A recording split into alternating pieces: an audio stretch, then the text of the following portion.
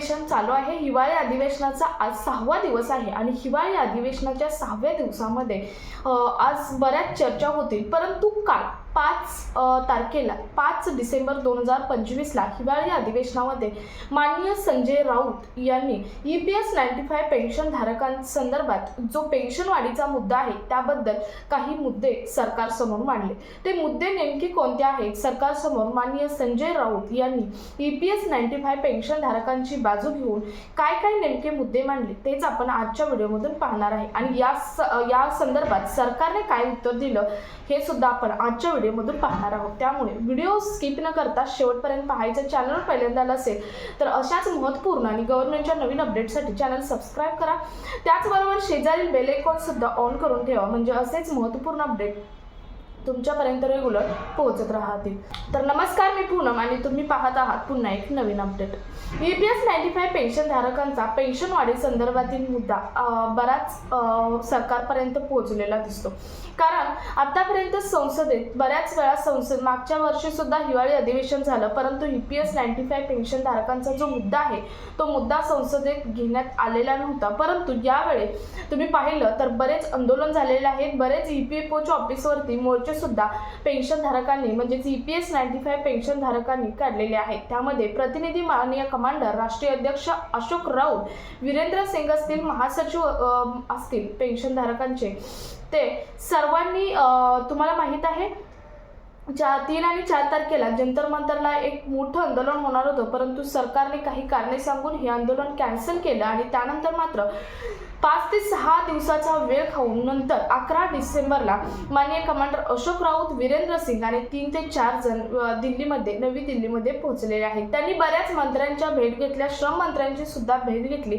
शिवाय लिखित स्वरूपात त्यांना ज्या मागण्या आहेत त्या सुद्धा दिल्या, किंवा त्यांना काही अडचणी येत आहेत त्या लिखित स्वरूपात दिल्या, किंवा सरकारकडून काही गैरवर्तन केलं जात आहे ते सुद्धा लिखित स्वरूपात दिलेलं आहे। आता तुम्हाला माहित आहे कालच्या व्हिडिओमधून आपण सांगितलेलं आहे कोणतं गैरवर्तन केलं, तर पार्लमेंटमध्ये काही मुद्दे आहेत ते EPS 95 पेन्शन धारकांचे वेगळेच बोलले जातात आणि पेन्शन धारकांचे जे प्रतिनिधी गेलेले आहेत त्यांच्यापर्यंत वेगळेच सरकारकडून मुद्दे पोहोचवले जातात। याबद्दल लिखित स्वरूपात पत्र म्हणजेच लेटर माननीय कमांडर अशोक राऊत, वीरेंद्र सिंग आणि बाकीच्या प्रतिनिधींनी हे सरकारला म्हणजेच वित्तमंत्र्यांना, श्रम मंत्र्याला आणि प्रधानमंत्र्यांना दिलेलं आहे। शिवाय EPFOच्या अधिकाऱ्यांना सुद्धा हे लिखित स्वरूपाचं पत्र हे दिलेलं आहे। आता सर्वात महत्त्वाचा मुद्दा म्हणजे काल 5 डिसेंबर 2025 ला माननीय संजय राऊत यांनी महत्त्वाचा मुद्दा संसदेत मांडला, म्हणजेच EPS 95 पेन्शन धारकांच्या पेन्शन वाढी संदर्भातील।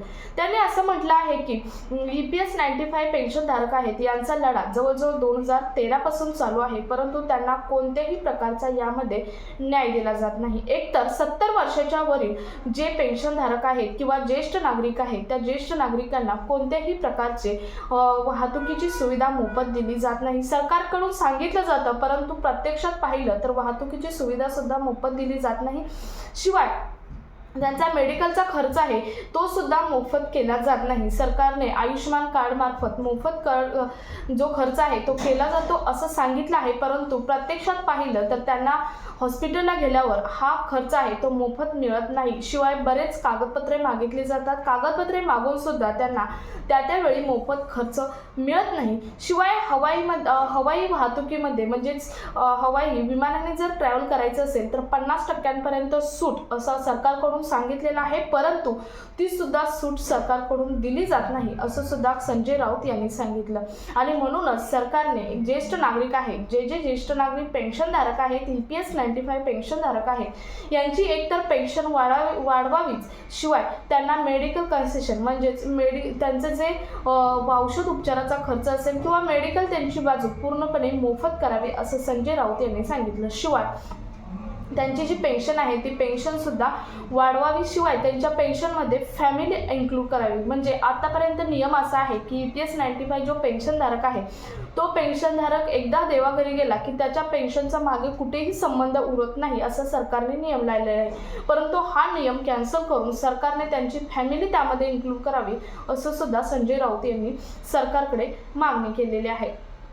त्याशिवाय संजय राऊत यांनी हेही सांगितलेले आहे की सरकारने ज्येष्ठ नागरिकांना पूर्णपणे मोफत प्रवास हा करावा, म्हणजे तो कशानेही असेल, बस नसेल, ट्रेन नसेल किंवा हवाई वाहतूक असेल, त्या सर्वांचा मोफत प्रवास करावा असं सुद्धा अशोक राऊत यांनी सांगितलेले आहे. शिवाय बाकी अनेक मागण्या सरकारने ज्येष्ठ नागरिक जे ज्येष्ठ नागरिकांची तब्येत व्यवस्थित आहे आणि ज्यांना पुढे काम करण्याची इच्छा आहे त्या ज्येष्ठ नागरिकांना काम सुद्धा द्यावं असं सुद्धा संजय राऊत यांनी सांगितलेलं आहे. तुम्हाला माहीत आहे संजय राऊत उद्धव ठाकरे शिवसेनेचे एक नेते आहेत आणि त्यांनी या मागण्या संसदेमध्ये पार्लमेंटमध्ये केलेल्या आहेत. अतिशय महत्त्वाच्या या मागण्या आहेत की ज्या प्रत्येक ज्येष्ठ नागरिकांना, पेन्शनधारकांना अतिशय महत्त्वाच्या ह्या मागण्या आहेत आणि त्याच मागण्या सरकारपर्यंत पोहोचवण्याचं काम हे संजय राऊत यांनी केलेलं आहे.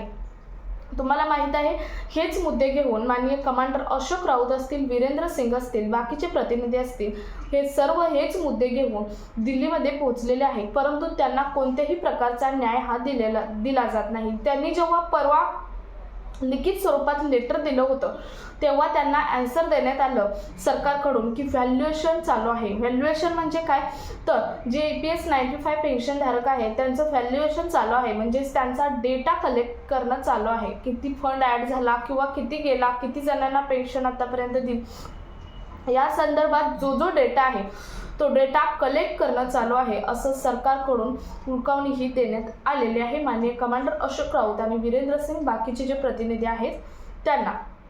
शिवाय त्यांनी जो मुद्दा आहे, मी मगाशी सांगितलं की सरकारकडून आमच्या बाबतीत गैरवर्तन होत आहे असं सुद्धा त्यांनी सांगितलेलं आहे. ते गैरवर्तन कोणतं, तर पार्लमेंटमध्ये वेगळेच मुद्दे बोलले जातात EPS 95 पेन्शनधारकांसंदर्भात आणि आमच्यापर्यंत वेगळेच मुद्दे सरकारकडून पोहोचवले जातात असं सुद्धा एक तक्रार म्हटलं तरी चालेल. एक तक्रार ही कमांडर अशोक राऊत आणि वीरेंद्र सिंग बाकीच्या प्रतिनिधींनी सरकारवरती केलेले आहे. त्याची लिखित स्वरूपात लेटर सुद्धा दिलेला आहे. आमचा लढा हा आम्हाला 13 ऑक्टोबरला आमची जी मीटिंग झाली होती आणि त्यानंतर आम्हाला 17 ऑक्टोबरला लिखित स्वरूपात जे पत्र दिलं होतं, जे लेटर दिलं होतं, ते लेटराचं उत्तर आहे ते आम्हाला पॉझिटिव्ह मिळालेलं नाही आणि हे उत्तर आम्हाला पॉझिटिव्ह मिळत नाही तोपर्यंत आमचा लढा आम्ही चालूच ठेवू असं कमांडर अशोक राऊत आणि बाकीचे जे प्रतिनिधी किंवा सर्वच EPS 95 पेन्शनधारकांचं म्हणणं आहे. आता याचं पॉझिटिव्ह उत्तर कधी येतं याची मात्र वाट पाहावीच लागेल, परंतु सध्या संसदेत सुद्धा हा मुद्दा उचलून धरलेला आहे. हिवाळी अधिवेशन 19 तारखेपर्यंत आहे, म्हणजे 19 डिसेंबरपर्यंत आहे. म्हणूनच 19 डिसेंबरपर्यंत हा जो रिझल्ट आहे, म्हणजे जे लिखित स्वरूपात लेटर दिलेला आहे त्याचा रिझल्ट पॉझिटिव्ह लागणे हे अतिशय महत्त्वाचं आहे. कमांडर अशोक राऊत यांनी सुद्धा लाईव्ह वेळेत परवा सांगितलेलं आहे की 19 तारखेच्या अगोदर आमचा रिझल्ट पॉझिटिव्ह द्यावा अशी आम्ही कळकळीची विनंती सरकारकडे करत आहोत, परंतु त्यानंतर सुद्धा आम्हाला जर पॉझिटिव्ह रिझल्ट दिला नाही, आम्ही डिसेंबर अखेरपर्यंत वाट बघणार आहोत लिखित स्वरूपात जे लेटर दिलं होतं त्याचा रिझल्ट येण्याची. परंतु जर नाही आलं तर आम्ही याच्यापेक्षाही आक्रमक, म्हणजे 3 आणि 4 तारखेला जे आंदोलन ठरलं होतं त्या आंदोलनाची जी पार्श्वभूमी होती त्याच्यापेक्षाही आक्रमक पार्श्वभूमी घेऊन आम्ही पुन्हा आंदोलन करणार आहोत आणि पुन्हा आम्ही कोणाचंही ऐकणार नाही असं सुद्धा त्यांनी सरकारला डायरेक्ट इशारा दिला आहे. तुमचं यावरती काय मत आहे कमेंटमध्ये जरूर सांगू शकता. अतिशय महत्त्वाचा आजचा व्हिडिओ होता. बरेच जण म्हणतात की पेन्शन तर वाढली नाही, अपडेट काय आहे, परंतु आपल्या चॅनलच्या माध्यमातून जे पॉझिटिव्ह अपडेट आहे ते तुमच्यापर्यंत किंवा कोणतंही अपडेट असेल ते तुमच्यापर्यंत पोहोचवण्याचं काम केलं जातं. पेन्शन वाढेल तेव्हा तर आपला व्हिडिओ असेलच, परंतु त्या अगोदर नेमकी काय अपडेट चालू आहे हे तुमच्यापर्यंत म्हणजेच EPS 95 पेन्शनधारकांपर्यंत पोहोचवणं अतिशय महत्त्वाचं आहे. त्यामुळे आजची ही अपडेट होती. संजय राऊत यांनी संसदेत मांडलेले मुद्दे कोणते होते ते तुम्हाला आजच्या व्हिडिओमधून समजले असतील. तुमचे यावरती काय मत आहे तुम्ही कमेंटमध्ये जरूर सांगू शकता. सो हा व्हिडिओ जास्तीत जास्त EPS 95 पेन्शनधारकांपर्यंत शेअर करा. भेटूयात पुढच्या एका नवीन अपडेटसोबत. तोपर्यंत धन्यवाद.